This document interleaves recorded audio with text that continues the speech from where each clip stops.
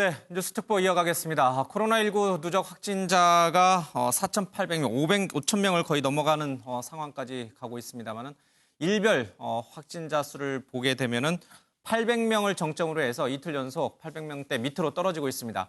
조심스럽지만 이제 확진자 수가 조금 감소세로 전환한 것 아니냐라는 이제 기대가 좀 흘러나오고 있습니다. 813명을 정점으로 조금 떨어졌다가요. 물론 이제 오늘은 조금 늘어나긴 했습니다만은 최정점인 800보다는 조금 낮은 수치인 것 같습니다. 자, 잠시 뒤에 질병관리본부에서 이제 공식 또 브리핑이 있을 예정입니다. 현재 확진자는 4,812명, 어제 0시 기준으로요. 그리고 전체 하루 누적 증가 확진자는 600명 정도를 지금 기록하고 있습니다. 최은미 기자, 앞서 잠깐 그래프를 봤는데요. 800명을 기준으로 해서 그래프가 이렇게 약간 이제 하향 추세로 왔어요. 물론 이제 어제 하루는 또 600명으로 조금 증가세로 돌아서긴 했습니다만은 섣부르긴 합니다만은 그래도 이제 최정점을 찍은 것인가 하는 얘기들이 조금씩 나오죠. 네, 그렇습니다. 이 대구 지역 신천지 신도들을 전수조사하고 있었잖아요. 그 수치들이 많이 반영되면서 800명까지 정점을 찍었다가 이제 전체 지역 전수조사를 진행하고 있잖아요. 그러는 과정에서 조금씩 사그라드는 모양새를 지금 나타내고 있는데 일단 어제 밤 사이에는 600명이 늘었습니다. 600명이 늘어서 총 4,812명이고요. 이 늘어난 600명 중에 580명이 대구 경북 지역입니다. 그러니까 이 지역의 신천지 신도들을 아직도 걸러내는 과정들, 그래서 이제 추가로 확진자로 집계되는 과정들이 지금 있다고 보시면 될 것 같고요. 그래서 이제 총 누적 확진자는 4,812명 중에 4,000명 넘게, 그러니까 4,285명이 대구 경북입니다. 그리고 서울이 98명이고요. 부산이 90명, 그리고 나머지 지역 중에서는 좀 눈에 띄는 곳이 경기가 94명, 그리고 울산 20명, 경남 64명 이 정도입니다. 그런데 오늘 좀 집단 감염으로 눈여겨봐야 될 곳은요. 경북 경산의 서린요양원이라는 곳인데요. 이곳에서 입소자 7명이 확진 판정을 받았고 요양보호사도 6명, 그래서 총 13명이 확진 판정을 받아서 지금 이제 청도 대남병원처럼 좀 더 늘어날, 확진자가 좀 더 늘어날 가능성도 지금 배제할 수 없는데 아직 감염 경로를 찾지 못하고 있는 상황이라고 합니다. 그리고 지금 이 중앙방역대책본부가 조사하고 있는 이제 신천지 신도, 그러니까 조사 대상자가 전체 신도가 한 19만 명 정도 되잖아요. 대부분 조사가 이루어졌죠? 네, 그렇습니다. 전수조사가 어느 정도 진행이 됐는데요. 지금 전수조사가 전체 신도를 대상으로 한 전수조사가 99%까지 완료가 됐다라는 게 지금 정부 입장입니다. 그래서 이 99% 진행한 결과 이 유증상자를 토대로 검사를 이제 진행을 해야 되는데요. 이 31만 명 정도 되거든요. 해외 신도랑 교육생까지, 해외 신도랑 교육생까지 다 포함하면 31만 명 정도 되는데 이 중에서 증상이 있다고 밝힌 사람이 13,000명 정도 됩니다. 13,241명이고요. 이 중에 지금 절반 정도가 검사가 완료된 상태라고 합니다. 그리고 이제 대구 경북 지역만 보면요. 대구 경북 지역에서 검사가 완료된 신천지 신도 4,300여 명 가운데 2,685명이 양성 판정을 받았다고 합니다. 그러니까 신천지 대구 경북 지역 신도들 중에 증상이 있다고 밝힌 사람 중에 62% 정도는 지금 양성 판정을 받고 있다. 그러니까 절반이 넘는 수치가 실제로 양성 판정 확진자로 드러나고 있다고 보시면 될 것 같고요. 대구 경북 지역을 제외한 다른 지역 신천지 신도들 중에서는요. 증상이 있다고 밝힌 사람이 4,066명 입니다. 그중에 지금 아직까지는 양성 판정률이 1.7%인데 이건 이제 아마 조사가 아직 진행이 안 돼서 그런 거고요. 조사가 진행되면 진행될수록 양성 판정률은 더 높아질 텐데 아마 대구 경북 지역처럼 60% 가까이 나오지는 않지 않을까 이렇게 조심스럽게 좀 전망을 해봅니다. 이 부분을 저희들이 이제 좀 주목하는 것은 지금 이 코로나19 확산에서 다소 조금 희망적인 기대를 좀 갖게 하는 부분이 아닌가 싶어요. 대구 경북 지역에서 증상을 보였던 이 신천지 대구 교인들 가운데 62% 굉장히 높은 수치입니다. 62%가 이제 양성이지만 대구 경북 지역 외에 다른 신천지 교인들 중에서는 발병률이 양성 판정률이 1.7%밖에 안 돼요. 그러니까 대구 경북 지역에 있는 신천지 교인들만 잘 관리를 하면 그 외 지역에 있는 신천지 교인들 사이에서는 굉장히 낮은 발병률을 보이니까 조금 희망을 좀 걸어도 되지 않을까. 이건 굉장히 희망적이긴 한데 사실은 대구 그 신천지 교인들이 외부로 나가서 감염시킨 거기 때문에 1.7%가 사실은 그 대구 경북 지역 이외의 지역에서 나온 확진자의 한 반 정도 되거든요. 그러니까 반 정도는 감염원은 우리가 일단 신천지라고 보고 알 수는 있는데 그 나머지 반이 감염원을 알 수 없는 부분이 있어서 예. 그 반을 어떻게 잘 관리하느냐가 이번 이 코로나19의 관건이라고 하겠습니다. 예. 근데 이 대구 경북 지역에 있는 신천지 대구 교인들 가운데 62%라. 그러니까 내가 좀 몸이 이상하다라고 느낀 사람들의 거의 절반 이상이 실제로는 이제 양성 반응이 나오는데 이게 가능한 일인가요? 이게 지금 하루 이틀에 노출이 된 것이 아니라 지금 31번 환자라는 사람이 2월 18일 날 확인이 됐을 뿐이지 그 전에 이미 16일, 9일, 2일 해갖고 4번에 걸쳐서 예배를 받거든요. 그 사이에 언젠지는 모르지만 일단 감염원이 있으면서 계속 증폭돼서 거의 뭐 수십 명 이상 수백 명이 감염된 상황에서 전 계층이 거의 다 노출됐다고는 볼 수 있겠죠. 이 결과만 보면요. 그중에서 대부분의 사람들이 증상을 다 못 느끼고 감기가 걸렸더라도 좀 몸살이 났나 보다 생각했을 것이고 그중에 심하게 간 사람이 31번 환자이기 때문에 우연히 드러났지만 사실은 그 드러난 게 굉장히 행운이었죠. 그래서 우리는 이렇게 지금 많이 보이지만 실제로는 그 사람들만 다 잡으면은 그 다음에는 나머지 대구 시민들은 그렇게까지 많지 않을 거거든요. 그러니까 일단은 일방적으로 이 부분을 잡아서 빨리 큰 불을 끄고 그 다음에 이제 대구 시민들도 다 검사도 받을 수 있게 해주면서 안심하게 하는 부분이죠. 실제로 대구 시민들 자체가 그렇게 많이 감염되어 있을 거라고는 보지 않습니다. 자, 그래서 대구 경북 지역에 있는 신천지 교인들에 대한 전수조사 그리고 이 확실한 검사가 왜 중요한지 그 의미를 좀 알 수 있는 대목입니다. 윤 의원님, 오늘 환자 수가 이제 하루 기준으로 보면 다시 600명으로 올라서서 조금 걱정스럽긴 합니다만은 사실 어제까지만 하더라도 사흘 전에 이제 800명대에서 정점을 찍고선 이틀 연속 하향 추세를 보였거든요. 그저께는 이제 400명대까지 떨어졌어요. 이제 하루 추가 발생되는 확진자 수가. 굉장히 조심스럽습니다. 이 그래프가 다시 이제 하향세로 갔다 다시 올라가는 지금 화면에 나오면 다시 올라가는 건지 아니면 여기서 또 다시 밑으로 떨어질지 모르겠습니다만 조금 과거와는 조금 다른 양상인 건 분명해 보여요. 뭐 희망적인 얘기를 하자면 그렇게 해석을 할 수 있죠. 그러나 숫자만으로 지금 희망적인 해석을 하기에는 여러 가지 변수가 많잖아요. 그러니까 검사를 얼마나 몇 명이나 많이 했느냐 이거에 따라서 결과가 달리 나타날 수 있고 그다음 백 교수님이 지적하셨듯이 신천지라는 감염원이 이미 드러난 곳 외에 감염원이 어디인지를 모르는 상태에서 늘어나는 확진자. 이거는 어찌 보면 불안감이 더 크지 않습니까? 그러니까 제 생각에는 이미 5천 명대의 확진자가 생긴 상황에서는 언론도 그렇고 우리 일반 국민도 그렇고요. 모두 이제 생각을 좀 바꿔야 되지 않을까. 무슨 얘기냐. 처음에는 한 달 전에 이 코로나19에 대해서 우리가 가졌던 공포감, 그다음에 현재 시점에서 갖는 공포감, 이게 앞으로 한 달이 될지 뭐 2주가 될지 모르지만 후에 봐야 되는 이 관점 이거에서 보면 어찌 보면 좀 강한 독감, 뭐 이런 거일 수도 있다. 지내놓고 보면 왜냐하면 5천 명 이상의 감염 확진자가 있다는 거는.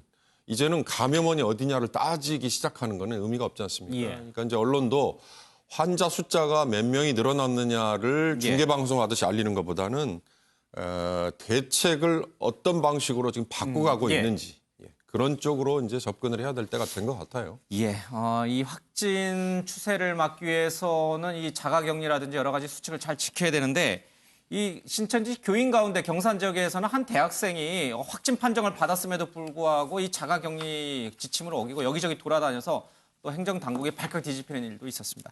김태일 기자, 확진 판정을 받은 사람들은 더더욱 자가격리를 해야 돼요. 의심자뿐만 아니라 이거는 뭐 확진자기 때문에. 근데 이분들이 자꾸 어기고 자꾸 돌아다니는 사례가 자꾸 나오고 있어요. 그렇습니다. 어제 또 어떤 경우가 있었냐면요. 한 방송사에서 이제 대구 중구에 있는 우체국에서 마스크를 판매하니까 이 마스크를 사려는 분들을 취재를 하고 있었어요. 기자들이. 그렇습니다. 근데 어떤 한 분이 혼잣말로 나 코로나 확진자인데 이런 얘기를 했더라는 거예요. 그래서 그분을 인터뷰를 해봤더니 오늘 아침에 확진 전화를 받았다. 집에만 있으라고 했는데 근데 마스크는 사야 될 거 아니냐. 그러면서 줄을 서고 있었다라는 거예요. 그래서 이제 이 기자가 귀가를 권유한 다음에 경찰에 신고를 해서 이분이 이제 경찰을 만났는데 확인을 해보니까 정말 오늘 아침에 확진 판정을 받은 분이더라. 그래서 이분이 바로 이제 생활치료센터로 강제 이송이 됐는데 이분들처럼 지금 확진 판정을 받음에도 불구하고 그 심각성을 자각하지 못하고 계속 돌아다니는 분들이 계셔서 잠시만요. 지금 이제 브리핑이 있으니까 듣고서 김태일 기자 얘기 더 듣겠습니다. 3월 3일 정례 브리핑을 시작하겠습니다. 3월 3일 0시 기준으로 코로나19 감염자는 총 4,812명입니다. 이 중에 34명이 완치되어 퇴원하였고 28명이 사망하셨습니다. 다만 오전 중에 한 분이 추가로 사망이 발생하여 실제 사망자는 29명입니다. 지금까지 총 12만 6천 건 정도의 진단검사가 이루어졌고 이 중에 검사가 완료된 9만여 건에 대한 검사 결과로 검사 건수 대비 양성률은 약 5.3%입니다. 지역별 분포를 보게 되면 전국 17개 시도 중에 대구광역시 지역이 3,601명이 확진되어 약 75%를 차지하고 있고 경북 지역이 685명으로 14.2%. 따라서 대구 경북 지역을 합한 사례가 전체 우리나라 코로나19 발생의 90% 정도를 차지하고 있습니다. 그 외 지역 중에 7개 지역은 추가 발생 보고가 없었습니다. 성별로 볼 때 남성 대 여성이 약 4대 6 정도 분포로 여성이 더 많이 발생하는 것으로, 연령별로는 20대가 약 30% 정도로 가장 많았으며 이어서 50대 그리고 40대, 60대, 30대 순입니다. 다만 환자 수는 많지 않지만 고령층인 70세 이상의 분들 중에 치명률이 높게 확인되고 있습니다. 전반적인 발생 현황을 보시면 대구 경북 지역에서 확인되고 있는 환자는 여전히 상당수가 대구 지역의 경우는 약 66% 이상이 신천지 대구교회 신도들을 중심으로 이루어지고 있습니다. 신천지 대구교회 관련해서 지금까지 약 5,000명 정도 검사가 이루어져서 이 중 2,300여 명이 양성으로 나타나서 특별히 양성률은 높은 상황입니다. 아울러 현재 조사가 진행 중인 기타로 분류된 건 약 1,200에서 300건 사이에도 상당수는 신천지 대구교회 신도들 그리고 접촉자인 가족, 지인 등으로 추정이 되고 있고, 그럼에도 불구하고 대구 지역에서는 일정 수준 정도로는 지역사회 감염도 진행되고 있는 것으로 평가하고 있습니다. 중앙방역대책본부에서는 방역적으로 이미 집단 발생이 확인된 신천지 대구교회 신도들에 대한 조사를 신속하게 정리를 하고 거기에 최선을 다하겠습니다. 동시에 신천지 신도가 아닌 지역사회 주민 중에서도 65세 이상 고령 환자라든지 기저질환이 있는 분 등 코로나19의 고위험군에 대해서 검사라든지 치료 역량을 집중할 필요가 있다고 판단하고 있습니다. 저희 중앙방역대책본부를 중심으로 최근 지침 변경을 통해서 환자분의 중증도 분류 기준을 새로 도입을 하였고 검사부터 치료까지 우선순위를 재설정하였습니다.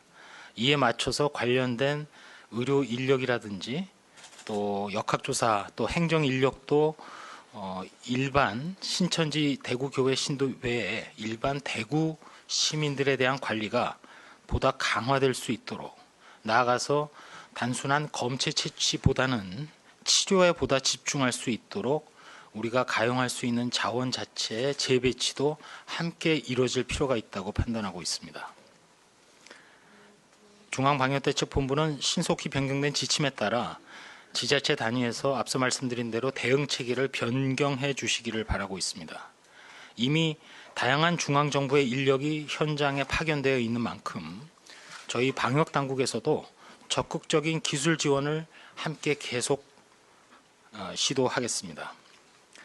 대구 지역 외에 다른 지자체에서도 지역사회에서 산발적인 사례가 발생할 가능성을 여전히 예의주시하고 있습니다. 최근 지자체 단위에서 먼저 조치를 취하고 나중에 보고하는 선조치 후 보고를 할 수 있도록 조사 대응 체계가 변경이 되었으니만큼 각 지자체로 하여금 신속하게 역학조사나 조치를 실시하여 주실 것을 당부드립니다. 또한 조치 후에는 신속하게 저희 질병관리본부로 조사 결과를 알려주시기를 당부드립니다. 의료시설이나 교도소 등 밀집시설을 중심으로 사례가 발생하는 경우에도 중앙방역대책본부 차원에서 기술적 지원 등 필요한 부분은 계속해서 적극 지원할 것입니다. 현재 전국적으로 코로나19의 지역사회 확산을 차단하기 위해서 정부는 지자체와 힘을 합쳐 총력을 기울이고 있습니다. 코로나19의 성공적인 차단을 위해서는 여러 차례 강조드린 대로 국민 한 분 한 분의 협력과 참여가 중요합니다. 특별히 국민들께서 전파를 차단하는 데 중요한 기여를 할 수 있다는 마음가짐 속에 손 씻기라든지 기침 예절 등 개인위생 수칙을 준수하는 데 힘써 주실 것을 계속 당부를 드립니다. 가급적 자택에 머물면서 최대한 외출과 이동을 자제하고 특별히 밀집된 또 닫힌 공간에서 이루어지는 각종 행사의 참석은 최대한 자제해서 사람들 간의 사회적 거리 두기에 적극 동참해 주시기 바랍니다. 발열이나 호흡기 증상이 나타나는 분은 등교나 출근을 하지 말고 앞서 말씀드린 대로 외출을 자제하시고 집에서 휴식을 취하면서 3, 4일간 경과를 관찰해 주시기 바랍니다. 증상이 있어서 의료기관을 방문할 경우에도 방문하기 전에 1339 또는 지자체의 120 안내센터 등을 통해서 문의한 후에 선별진료소로 방문해 주시고 이 경우에 마스크를 착용하고 가급적이면 자기 차량을 이용해서 방문해 주실 것을 다시 한번 부탁드리겠습니다. 감사합니다. 예, 질의응답 시간 갖도록 하겠습니다. 지목된 분께서는 소속 이름. 네, 권준욱 중앙방역대책본부 부본부장의 공식 브리핑을 들어봤습니다. 앞서 저희들이 언급했던 내용들과 뭐 크게 다를 바가 없습니다. 김태일 기자, 이제 권준욱 부본부장도 지금 얘기했습니다만 이제 국민의 협조가 굉장히 중요하다라고 얘기를 했었잖아요. 이제 앞서 브리핑 전에 자가격리를 위반하는 사람들 얘기를 하고 있는데 젊은 대학생, 그러니까 신천지 교인도 위반을 하고 또 일반인들도 자가격리를 해야 되는 사람들이 자꾸 이렇게 집 밖으로 나오고 심지어 마스크 사러 줄을 나왔다고요? 줄을 서기도 했다고요? 앞서 이제 전해드렸지만 그 확진자조차도 지금 마스크를 산다는 명목하에 지금 밖을 돌아다니면서 본인뿐만 아니고 지금 주변 사람들을 더 위험에 좀 빠뜨리는 일이 있거든요. 또 하나가 있었는데 국립발레단의 발레리노도 지난 14일하고 15일 날 대구 공연 뒤에 이 국립발레단 자체적으로 자가격리를 하자 지침을 마련했어요. 근데 이후에 여자친구랑 일본 여행을 갔다 온 거죠. 근데 이게 어떻게 드러났냐면 본인 개인 SNS에 이 사진을 올리면서 지금 국립발레단이 발칵 뒤집혀서 이제 그 2주 동안의 자가격리 시간이 지나는 12일 날 이제 진상조사위를 벌여서 아마 해임까지 지금 고려하는 걸로 그렇게 지금 알려지고 있습니다. 예, 국립발레단 단원 발레리노가 여자친구와 함께 그것도 일본 여행. 일본도 사실 코로나19 때문에 사실 비상사태잖아요. 그런데 거기를 또 다녀왔다. 그걸 또 SNS에 또 자랑스럽게 올리기도 했다. 야, 그러니까 저 유 의원님 이게 참 문제예요. 그러니까 지금 당국도 자가격리 수칙을 어기는 사람들에 대해서 지금 이제 뭐 감염병 예방법에 따라서 여러 가지 이제 조치를 취할 수는 있지만. 그렇다고 뭐 24시간 붙어 있을 수는 없잖아요. 경찰이나 누가 막을 수는 없는 거예요. 예, 우리 김 기자가 소개한 두 케이스가 엄밀히 따지면 한 사람은 확진자고 한 사람은 확진되지 않은 상태에서 일단 조심하라는 차원에서 발레리노는 이제 확진자는 아니죠. 자가격리 지침을 위반한 건데 이게 이제 제가 보기에는 질병관리본부에서 여러 차례 자가격리에 대한 안내도 한 걸로 압니다. 그러나 이제 벌써 이 코로나19 사태가 한 달을 넘어서 이제 2달째를 가고 있다 보니 질병관리본부에서 하는 얘기도 많은 국민들은 판에 박힌 듯이 그냥 되풀이되는 걸로 그렇게 얘기를 듣고 마는 거죠. 사실 자가격리도 엄밀히 따지면 집안에서도 가족들 간의 관계에서도 굉장히 조심해야 돼요. 방을 따로 써야 되고 수건도 따로 써야 되고 그러지 않습니까? 이제 밖에 나오는 것만이 꼭 위험한 건 아닌데 그런 점에서 보면 확진자의 경우와 아닌 경우에 분명히 우선 구분이 돼야 되고 확진자는 이 관련된 지침에 따라서 사실은 처벌까지도 가능하도록 돼 있지 않습니까?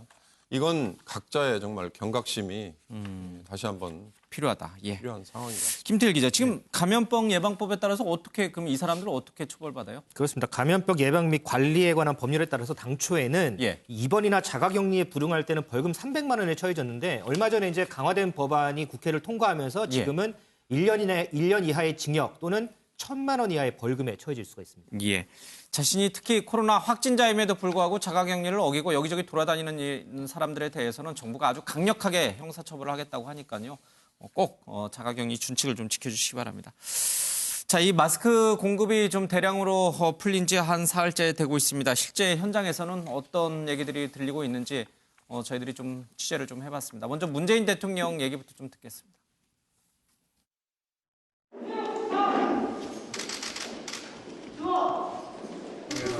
검사를 한번 받아봐야 될 예상일로 아니면 뭐 자가격리를 할 필요가 있습니까? 뭐 어떻습니까? 곧바로 이렇게 현장으로 달려가게 되었다고 들었습니다. 정말 아주 자랑스럽고 이렇게 대견하게 생각이 됩니다. 인관되자마자 곧바로 이렇게 좀 이제 보내게 돼서 한편으로는 좀 아주 안쓰럽기도 하고 아주 힘든 일을 시키는 것 같아서 좀 미안하기도 합니다. 국군 간호사관학교 60기들의 어떤 헌신 제가 잊지 않겠습니다. 꼭 기억하겠습니다. 군인 정신을 바탕으로 국민들을 치료하기 위해 최선을 다하겠습니다. 감사합니다. 예, 문재인 대통령이 어제 이제 국군 간호사관학교를 방문했던 영상이 좀 나갔습니다. 사실 이제 저희들이 오늘 국무회의에서 대통령이 한 얘기를 좀 들으려고 했는데 그 부분이 조금 착오가 있었습니다. 마스크 대란과 관련해서 지금 이제 많이 공급이 이뤄졌다고 이제 정부가 발표했잖아요. 그래서 실제로 많이 공급 대란은 조금 풀리긴 했는데 그럼에도 불구하고 일부 지역에서는 여전히 마스크를 구하기 어렵다는 얘기들이 계속 심심찮게 들려오고 있습니다. 그래서 급기야 대통령이 오늘 국무회의에서 국민께 대단히 송구하고 24시간 공급 체계를 갖춰라라고 직접 지시까지 했는데 이게 조금 더 시일이 걸릴 모양이죠?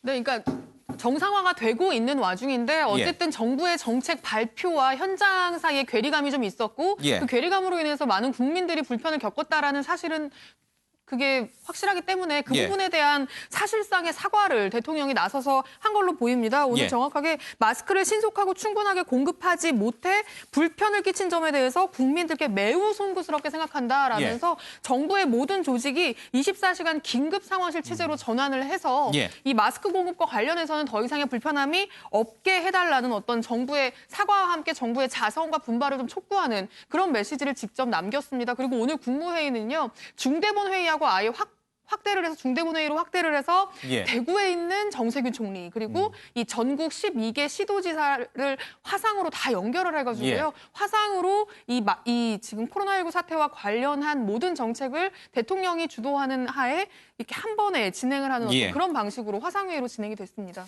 예, 필요에 따라서 이 국무회의 자리에는 이제 광역단체장들도 이제 참석할 수가 있어요. 그렇죠? 특히 이제 서울시장도 그렇고요. 이제 그렇게까지 전국적으로 이제 대응 체계를 좀 갖춰가고 있는 모습인 것 같습니다.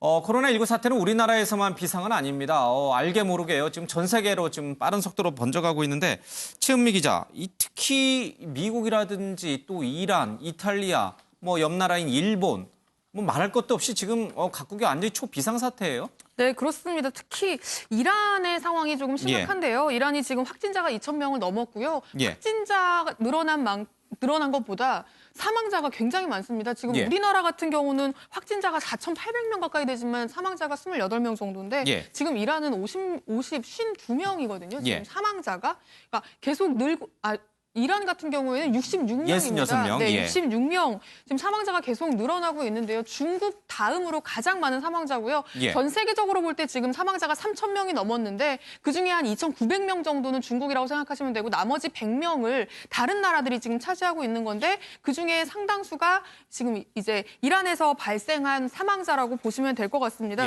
특히 이란 같은 경우는 고위직 감염이 많아서 그게 이제 좀 눈길을 더 끄는데요. 실제로 보건부 차관까지도 이 코로나19에 감염된 사실이 알려지기도 했습니다. 그래서 저희가 영상을 좀 준비했는데 보고 더 말씀드리겠습니다.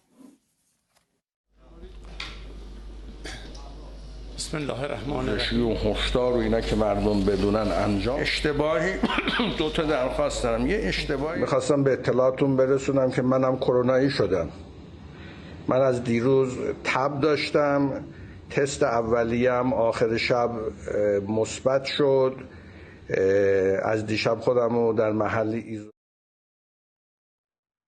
네, 그렇습니다. 이 이란 같은 경우에는요, 저렇게 고위급에 있는 사람들이 많이 걸리고 있습니다. 지금 국회 부의장도 걸렸고요.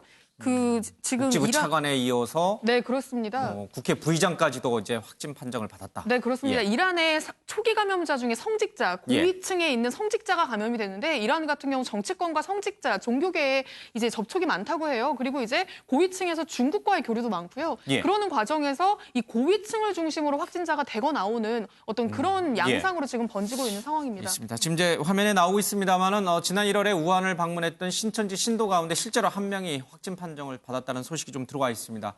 신천지 교인 31번째 환자가 어떻게 발생했는지 오염원이 어딘지 찾고 있는데 실마리가 될 수 있을지 좀 지켜봐야 될 것 같습니다. 알겠습니다. 미국도 사실 지금 초비상이잖아요. 그렇죠? 네, 그렇습니다. 미국 같은 경우는 지금 사망자가 6명이 됐습니다. 그러면서 지금 미국 정부가 굉장히 긴장하고 있는 상황인데요. 다른 나라의 입국, 특히 우리나라, 이탈리아, 이란 이 정도를 이탈리아, 이란, 일본까지요. 이렇게 위험 국가로 보고 이 국가에서 들어오는 사람들 입국을 막아야 되느냐 말아야 되느냐 가지고도 지금 이 미국 안에서 논란이 굉장히 큰 상황이고요. 그런데 그런 가운데 지금 우리 정부가 이 대한항공과 아시아나로 미국으로 가는 이 직항에 대해서는 이 온도 발열 검사를 다 진행을 전수조사를 해서 보내겠다라는 입장을 어제 밝힌 바가 있거든요. 그거에 대해서 이제 마이크 펜스 부통령이 직접 나서서 한국 정부의 조치에 대해서 굉장히 환영한다라는 입장을 직접 밝히기도 했습니다.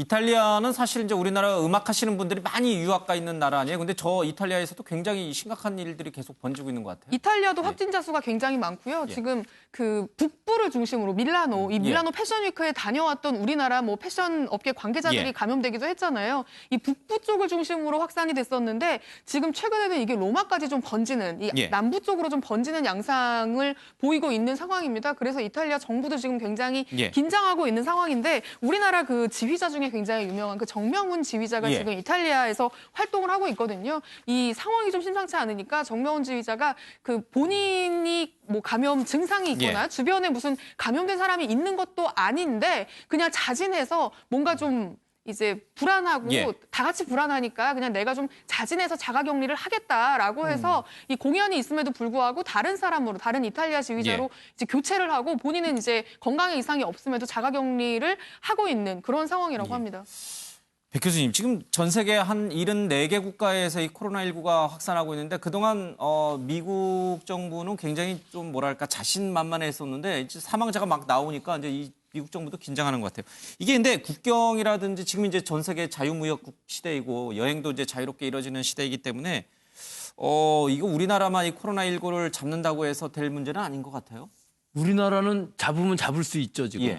검사도 많이 하고 신천지 이 교인들만 잡으면 분명히 크린 국가가 될 수 청정 국가가 될 수 있습니다. 미국은 상황이 굉장히 달라서요. 거의 진단을 하지 않았습니다. 또 진단을 하는데도 수백 불씩 많으면 수천 불까지 내라고 그러니까 일반 국민들이 가서 진단하기도 어려운 상황이고요. 또 더욱 우려스러운 것이 이 캘리포니아 일대에서 지금 발생하고 있는데 환자들이 이분들의 감염 경로를 찾아갈 수가 없다는 겁니다. 그게 굉장히 공포스럽고 사망자가 갑자기 늘어서 6명이나 된다는 것은 이 추세가 잡을 수도 없고 그렇게 많이 진단을 하지 않기 때문에 더 우려스러운 부분이 분명히 있거든요. 일본은 이미 그렇게 됐지만 미국은 사실은 자기네는 안전하다고 생각했거든요. 완전히 국경을 봉쇄하고 일단 중국에서 오는 사람은 다 막았는데 그런데도 불구하고 이미 이 서부 쪽에는 중국 관광객들이 많이 와서 노출이 됐었기 때문에 뭐 뉴욕이라고 다를 건 아마 없을 겁니다. 그렇지만 지금은 서부 쪽에서 많이 나오고 있고 미국 전체에 과연 이 중국으로부터 노출된 사람들이 얼마나 있느냐에 따라서 환자 발생이 다를 것 같은데 우리처럼 이렇게 대규모로 진단을 하고 방역을 하는 것을 지금까지 안 했기 때문에 좀 더 공포스러운 부분이 있을 것으로 보입니다. 특히 어디서 감염이 됐는지 이 확인을 할 수가 없는 환자 또 사망자가 나오기 때문에 미국 정부 당국이 굉장히 긴장하고 있습니다. 미국 기자들이 왜 한국처럼 이렇게 대대적으로 조사 검사를 하지 않느냐라고 이제 얘기를 했고요. 펜스 부통령이 이제 바로 그게 굉장히 우리가 해야 될 일이다라고 하면서 우리 한국의 방역 시스템 이런 것을 굉장히 극찬한 일도 있었습니다. 거꾸로. 알겠습니다. 이렇게 전 세계 국가에서 이 코로나19 확산하니까 이제 중국이 자신들이 발원 국가가 아니다. 발원지가 아니다. 이거 어디서 왔는지 사실 우한이 아닐 수도 있다. 이렇게 살짝 또 발을 빼는 모습을 보여요. 그렇습니다. 최근에 이제 중국 연구진이나 의료진들 중심으로 이 코로나19의 진원지가 중국이 아닐 수도 있다. 이런 주장을 계속해서 하는 상황이거든요. 이에 대해서 지금 시진핑 주석이 어저께 이 코로나19 바이러스의 근원과 전파 경로를 연구해라 이렇게 지시를 했어요. 그러니까는 코로나19 바이러스가 중국에서 나온 게 아닐 수도 있다는 걸 증명해내라. 뭐 이런 의미로도 좀 읽힐 수가 있겠죠. 최근 이제 중국 보면은 코로나19 확산세가 초반보다는 좀 많이 꺾인 상황인데 이제 이런 거에 더해서 이제는 책임을 좀 다른 데로 돌리려고 하는 그런 거 아니냐 그런 비판이 좀 일고 있기도 합니다. 일각에서는 이제 미중 무역 분쟁이 이제 격화되는 와중에 미국에서 이제 약간 생물학적 무기 차원에서 이 바이러스를 퍼뜨린 거 아니냐. 뭐 그런 이제 썰도 얘기인데 뭐 확인되는 건 전혀 아니고 어쨌든 중국은 자신들의 발원지가 아니라는 것을 은근슬쩍 좀 강조하는 모양새로 좀 돌아선 것 같습니다.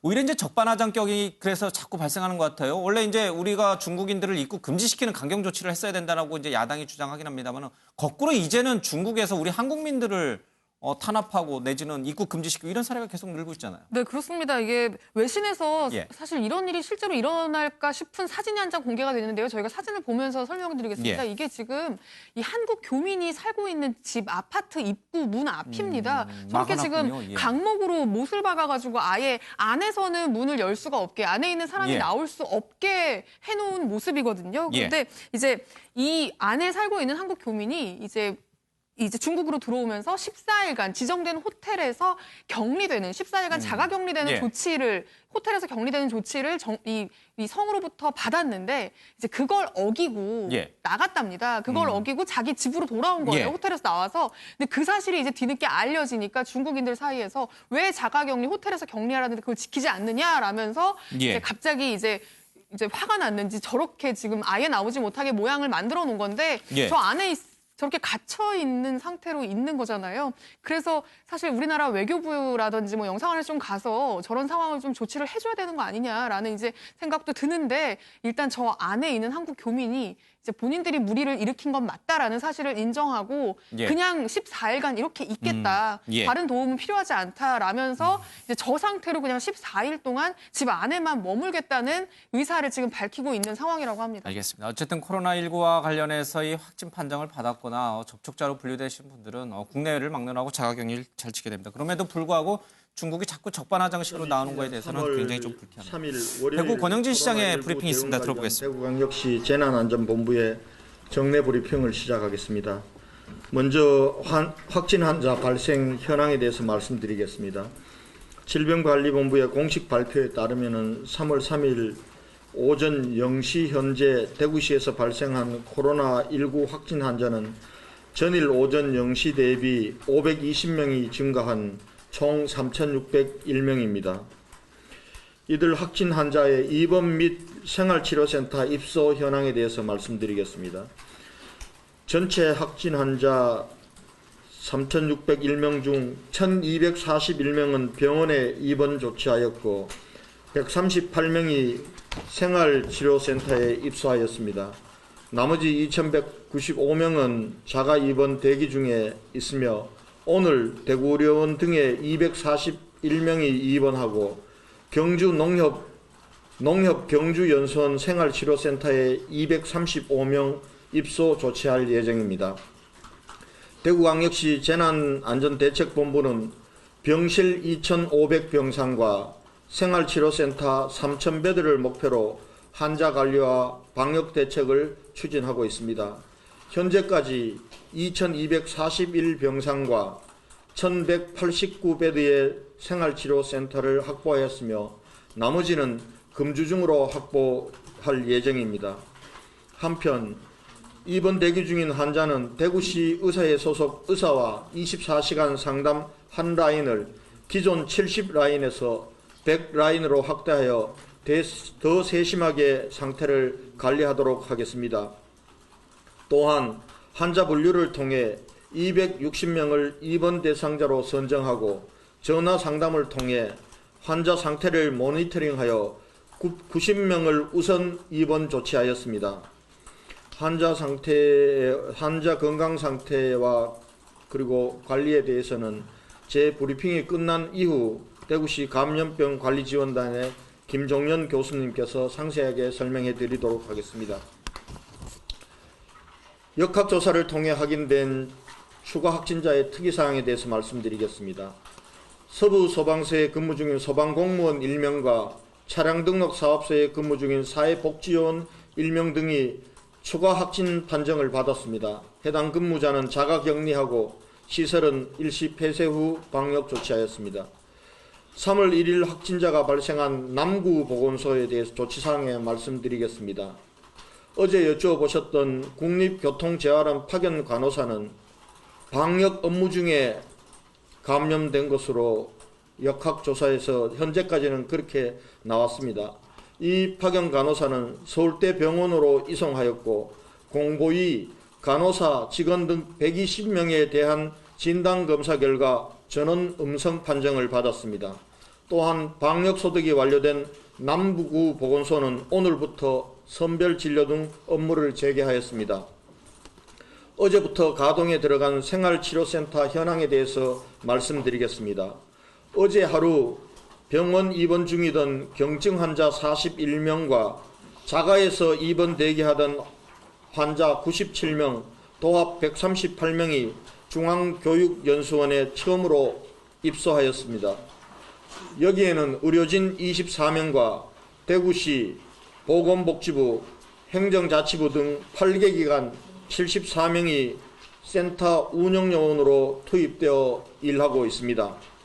생활치료센터에 입소 후 진행된 검진에서 간경화 환자 1명의 의사소견에 따라 어젯밤 경북대병원으로 이송되었습니다. 어제 하루 농협경주교육원, 삼성 영덕연수원, 대구은행연수원, 경주 더 K호텔, 그리고 천주교 대교구 한티 피정의 집 등 총 앞에 도표에 있는 바와 같이 1097실을 마련하였습니다. 지금 있는 내용은 조금 다릅니다. 금일 농협경주교육원부터 입원 대기 중인 경증 환자를 입소시킬 예정입니다. 생활치료센터로 사용을 허락해 주신 천주교 대교구 그리고 삼성 농협, 천주교 대구 대교구, 삼성 농협 그리고 경주시와 영덕군, 칠곡군을 비롯한 지자체장님들과 주민들께 감사의 말씀을 드립니다. 생활치료센터를 통해 환자가 의료진의 체계적인 진료를 받아 효과적으로 치료받고 지역사회 감염 전파도 막을 수 있도록 빈틈없이 운영하도록 하겠습니다. 진단검사 실시 현황에 대해서 말씀드리겠습니다. 3월 2일 어제 19시 기준으로 19,636건의 진단검사가 실시되었습니다. 이 중 일반 시민들께서 받은 검사는 12,947건 65.9%이며 신천지 교인이 받은 검사는 6,689건 34.1%입니다. 어제 하루 진단검사를 위한 검체가 4,026건 이루어졌으며 이 중 792건은 완료되었고 3,234건은 결과를 기다리고 있습니다. 신천지 대구교회와 관련된 사항을 말씀드리겠습니다. 어제 신천지 대구교회 측으로부터 추가 명단을 받았습니다. 이 중 대구 주소지가 분명한 사람은 359명으로 추가 관리 대상에 포함시켰습니다. 이로써 대구시가 관리하는 신천지 교인 수는 총 1914명으로 변동되었습니다. 또한 어제 하루 소재가 불분명했던 53명 중 29명과 통화가 이루어졌고 아직까지 연락이 닿지 않은 24명은 경찰에서 계속해서 소재 파악 중에 있습니다. 단 한 사람까지 끝까지 추적해서 소재 파악하고 자가격리와 그리고 검체 진단검사를 실시하도록 할 것입니다.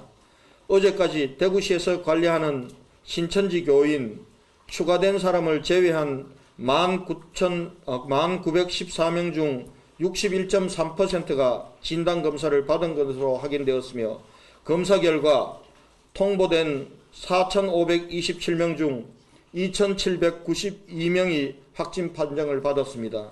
이는 검사 결과가 통보된 신천지 교인 중 61.7%가 확진 판정을 받은 결과입니다.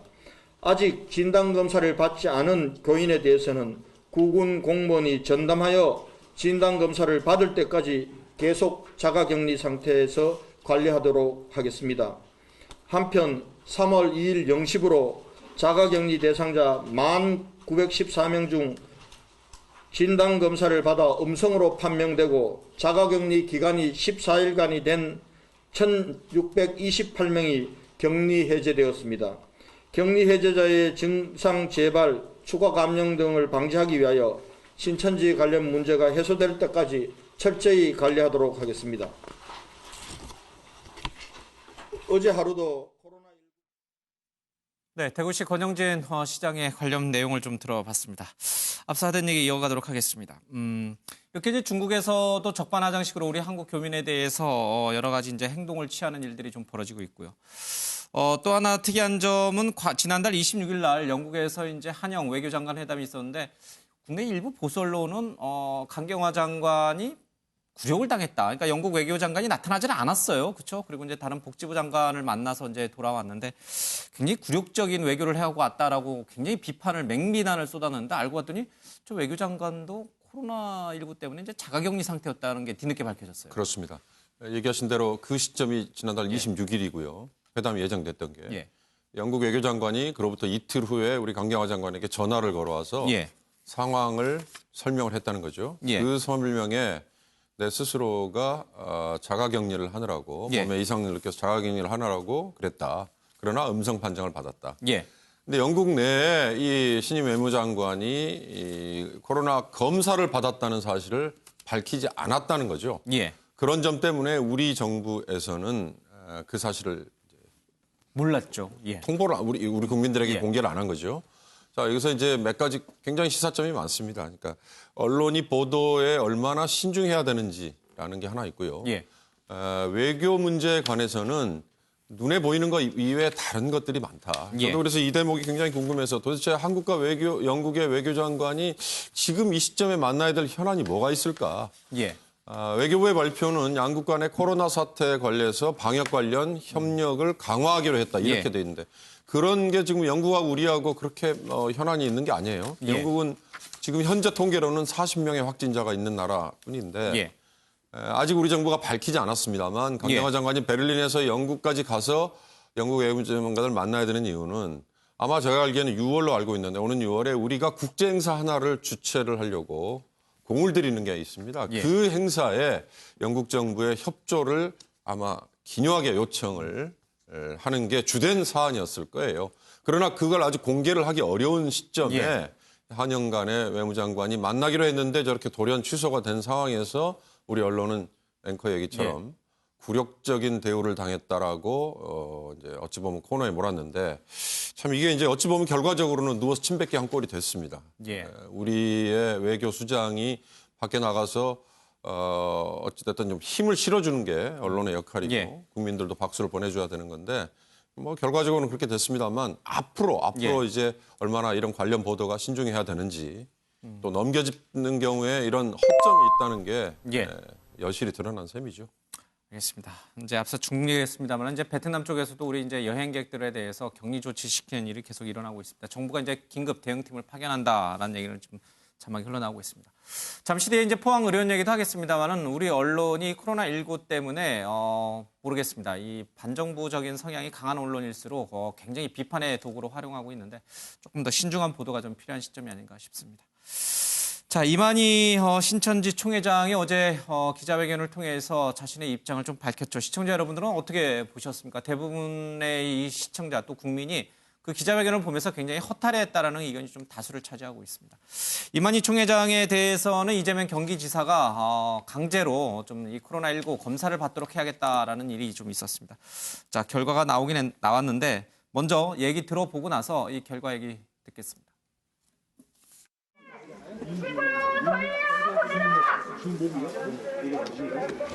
내일이나 모레 따로 날짜를 정해서 가셔서 지금 상황이 가셔서 하는 건 안 맞고 하시는 게 아니라 보건소로 가서 하시겠다. 저희가 준비를 다 해놨어요. 기자분들이 많은데 그러니까 이거는 지금 기자분들 앞에 나타나기 위해서 하시는 거잖아요. 이건 아닌데 그런 건 아니에요. 그건 아니니까 그렇게 하세요. 이렇게 가서 제가 알기로는 상황을 해. 신분증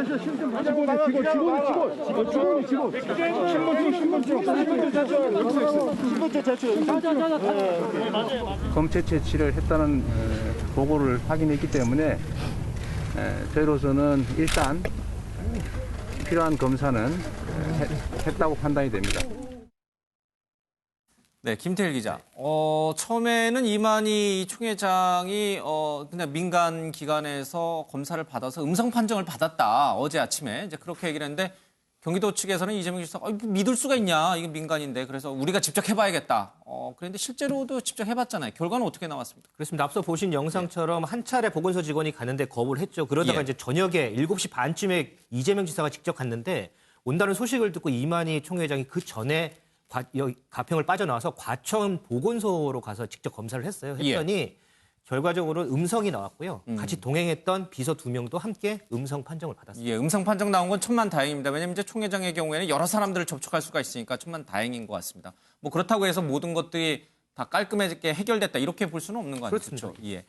드라이브 스루 방식이라고 하는데 저거는 이제 직접 차에 탄 상태에서 검사를 받는 거죠? 그렇습니다. 이렇게 줄 서서 하면 너무 시간도 오래 걸리고 여러 사람 피해를 줄 수 있기 때문에 차에 탄 채로 검사를 해서 뭐 좀 한 20분 정도 검사 시간도 단축이 되고요. 이건 새로운 방식입니다. 그러니까요. 대통령도 국군 간호사관학교에 가서 저 드라이브 스루 방식을 굉장히 극찬을 하고 하는데 정말 그 맥도날드라든지 햄버거 사러 갈 때요. 차에서 안 내리고 그 바로 이제 차에서 이렇게 주문을 하고 결제도 하고 그래서 받아가는 그런 시스템 아니에요. 저게 코로나19 감별할 때 굉장히 효과적인가 봐요. 예, 효과적이긴 한데 혹시 검체에서 좀 바이러스가 채취 안 될 경우도 있기 때문에 조금 우려스럽긴 하지만 일반적으로 지금으로서는 저 방식이 좋긴 한 것 같습니다. 예. 만약에 이제 이 증상을 보이는 사람이 차에서 내려서 보건소로 들어가서 확진 판정을 받으면 그 과정에서 보건소가 오염될 수도 있고 또 이제 직원들도 오염될 수 있기 때문에 드라이브 스루 방식은 굉장히 우리 한국만 지금 저 방식을 쓰고 있거든요. 예, 그러니까 저 방식이 지금 좋으면은 증상이 있는 사람들이 가기 때문에 거의 검체가 채취될 가능성이 높다는 것이고 실제로 증상이 없는 사람을 채취할 때는 좀 상당히 어려운 부분이 있습니다. 예. 자, 이 처음부터 이 이만희 회장이 이게 좀 과천 보건소라든지, 그러니까 이제 공식적인 의료기관에 가가지고 좀 이렇게 받으면 좋을 텐데 본인이 어딘지도 밝히지 않은 그런 민간 기관에서 받고서 난 괜찮다라고 얘기하는 거는 처음부터 좀 불필요했던 행동 같아요. 근데 본인도 굉장히 걱정하지 않았을까요? 연세도 있고. 그래서 벌써 그 장례식 때부터 시작해서 노출이 됐다는 건 언론을 통해서 많이 알려져 있고 실제 그 주변에 있는 분들이 많이 감염이 되었기 때문에 그동안에 몇 번에 걸쳐서 아마 검사는 받았을 것으로 보이고요. 그러니까 자신이 있으니까 이제 그다음에 실제로 보건소 가서 검사도 받았을 것으로 보입니다. 어찌됐든 다른 사람한테 확산을 안 시킨다는 측면에서 음성 판정 나온 거는 굉장히 좀 다행스러운 일이 아닌가 싶습니다. 어쨌든 이만희 총회장이 신도들 전부에게 좀 증상이 있으면 빨리 검사를 받으라고 좀 독려를 좀 해줬으면 좋겠습니다. 자, 어제 기자회견이 있었는데요. 현장 모습 다시 한번 화면으로 보겠습니다.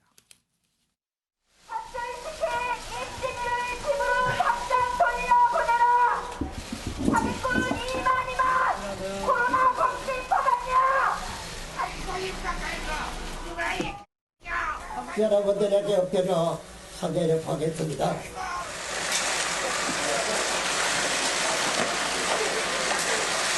이 정부에게도 이 사람 용서를 구합니다.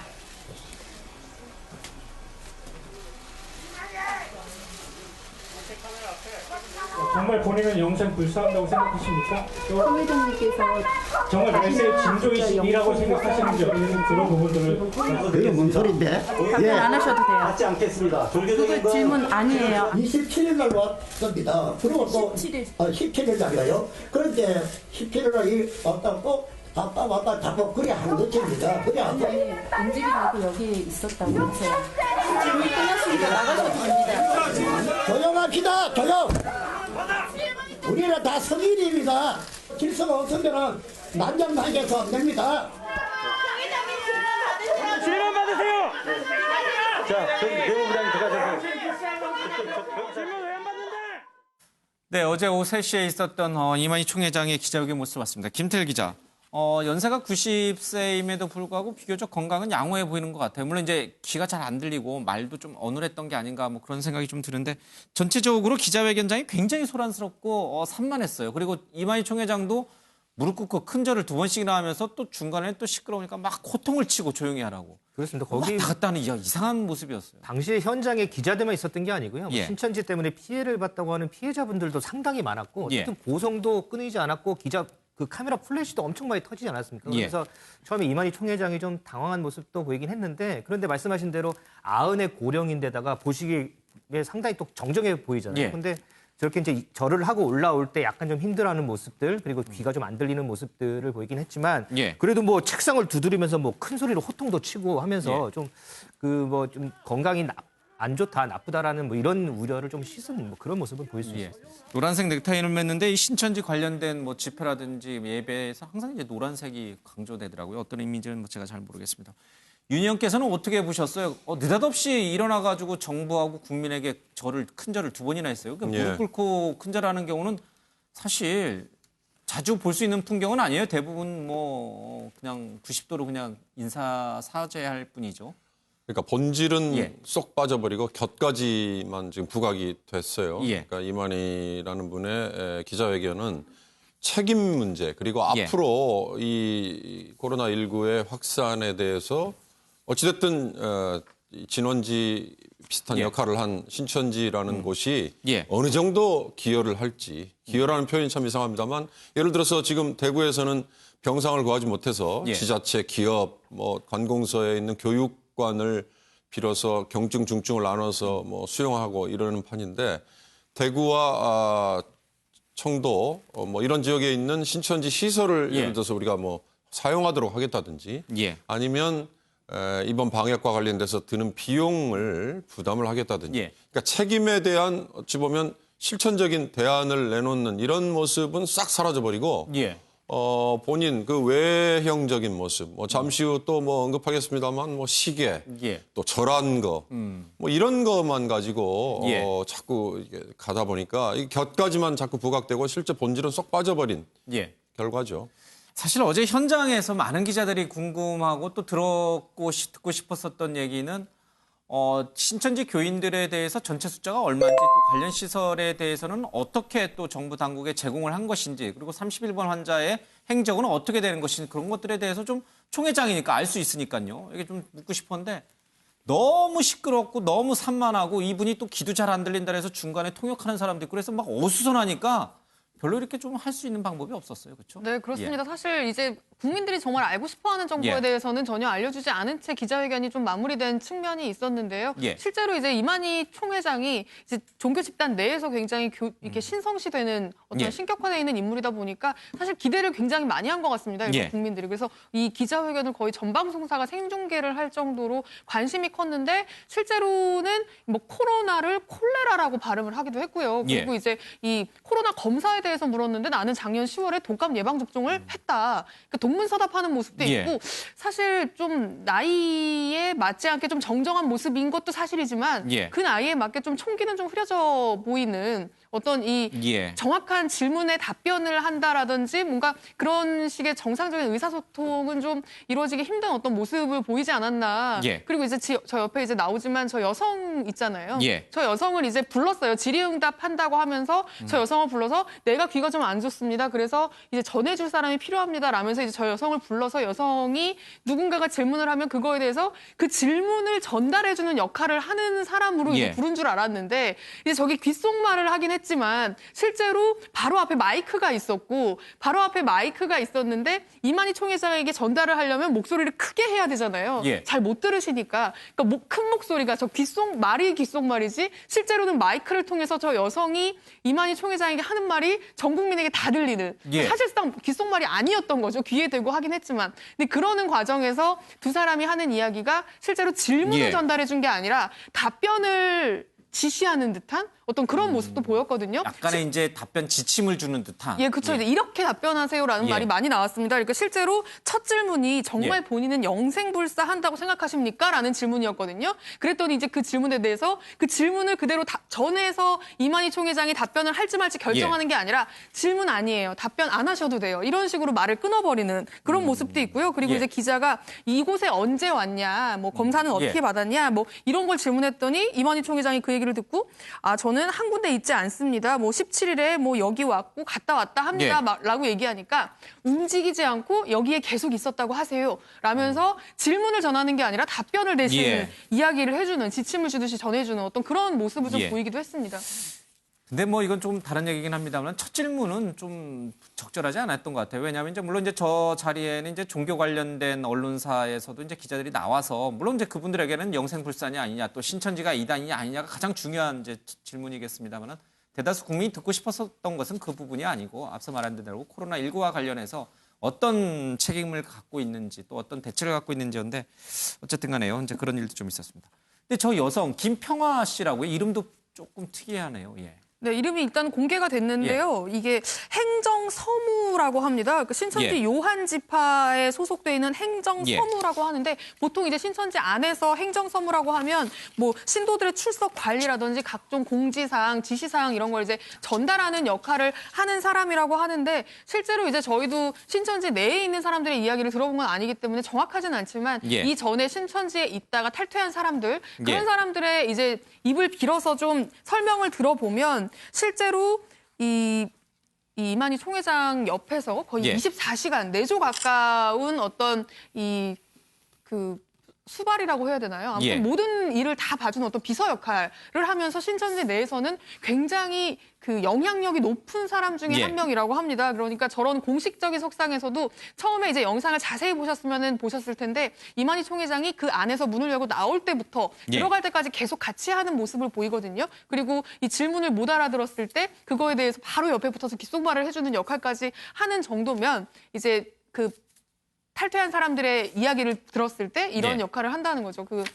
실제로 이만희 총회장의 의중을 가장 잘 알고 있고 심기가 어떤지, 어떤 사안에 대해서 어떻게 생각하고 있는지, 그리고 뭐 어떤 이야기를 전달하고 싶을 때 그런 창구 역할도 하는 거고요. 그러니까 뭐 저희가 뭐 정권에 있어서 뭐 문고리 권력이다 뭐 이런 이야기를 많이 하는데 실제로 지금 신천지 안에서 그런 역할을 하는 사람 중에 하나다라는 이야기가 나오고 있습니다. 그러니까요. 뭐 신천지와 관련된 분들 가운데는 이제 이만희 총회장이 이제 바지 사장이고 이제 이런 분들이 주변에 있는 분들이 뭐 실세다 이런 얘기를 하고 있는데 뭐 저희들은 사실 확인을 할 수도 없고요. 뭐 그런 부분에 대해서는 별로 이렇게 크게 관심을 가질 일도 아닌 것 같습니다.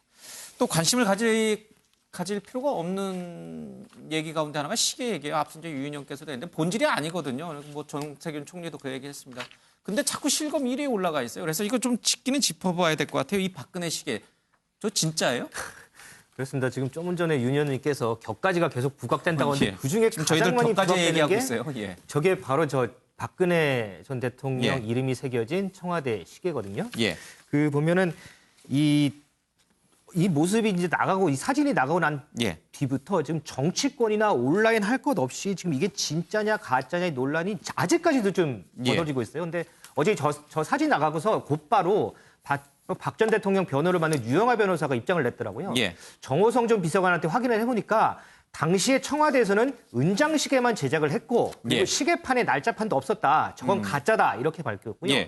뭐 전현직 청와대 관계자들도 가짜 시계라는 데는 좀 이견이 없었다고 합니다. 그래서 이에 대해서 신천지 측이 또 내용을 밝힌 게 있는데 이만희 총회장이 차고 있는 시계는 수년 전에 교회 장로에게 선물 받은 것이고 진품 여부는 우리는 파악할 수 없다. 이런 입장을 밝히기도 했습니다. 저 시계가 그러니까 진짜 박근혜 시계도 또 있잖아요. 기념품 시계. 그렇습니다. 지금 사진에 나오는데요. 왼쪽이 지금 이만희 총회장이 찾던 시계고요. 오른쪽이 이제 청와대에서 제작한 시계인데 그 보면은 성명은 비슷해 보이네요. 그렇습니다. 일단 가장 눈에 띄는 거는 색깔이죠. 이만희 총회장이 찬 시계는 금장이고요. 그다음에 오른쪽에 청와대에서 만든 거는 이제 은장이고 그리고 시계 우측에 이제 날짜를 표시하는 부분도 하나는 있고 하나는 없고요. 그리고 시간을 나타내는 숫자가 들어가 있는 부분도 좀 다른 거를 볼 수가 있습니다. 그러면 이제 지금 당시 박근혜 정부에서 일했던 사람들 얘기로는 저 이만희 총회장이 차고 있던 시계는 가짜라는 거 아니에요? 그렇습니다. 이만희 총회장은 왜 중요한 기자회견에 정말 자신의 또 신천지 교회 전체에 중요한 기로가 될 수 있는 저 자리에 왜 저 가짜 시계를 차고 나온 거예요? 그렇습니다. 그래서 이제 그에 대해서는 여러 가지 해석들이 나오는데요. 아마 뭐 일부에서는 뭐 정치적인 의도가 있을 것이다라는 뭐 이런 얘기도 있는데 특히나 이제 정치권에서 여러 설왕설래가 많더라고요. 이 미래통합당 같은 경우에는 이만희 총회장이 박 전 대통령 시계를 왜 차고 나왔는지 우린 모르겠다. 우리가 언급할 사안이 아니다. 이렇게 선을 그었고요. 친박계인 김진태 의원 같은 경우에는 박근혜 시계를 차고 나온 것 자체가 저열한 정치 공작이다 이렇게 주장을 하면서 박 전 대통령하고 가깝고 야당과 유착돼 있는 것을 알렸으니 여권에다가 나 좀 잘 봐달라 이런 메시지 아니겠느냐 뭐 각가지 해석들을 좀 내놓고 있습니다. 민 의원께서는 어떻게 해석하세요? 제가 봐도 실제로 고도의 정치적 계산을 한 것 같아요. 왜냐하면 미래통합당이 그러니까 한국당이 이름과 관련해서 신천지와 새누리당의 연관성 뭐 이런 거 시비를 불식시키기 위해서 고발을 했지 않습니까? 이 자체에 대해서 아마 의식을 한 것 같아요. 그걸 일종의 뭐 과실할까 반격을 했다랄까. 근데 결과적으로는 그게 도움이 안 된 셈이죠. 지금은 한국당도 미래통합당도 이만희 쪽과의 관계를 손사래를 치고 있고 지금의 여권에서는 더더욱 지금 적대적인 시선으로 아마 보고 있을 텐데 중요한 건 박근혜 시기에 제 기억에도 아마 2013년, 14년 이 언저리에 굉장히 소량만 만들어가지고 박근혜 전 대통령 주변에 있는 사람들에게만 선물을 했다랄까요?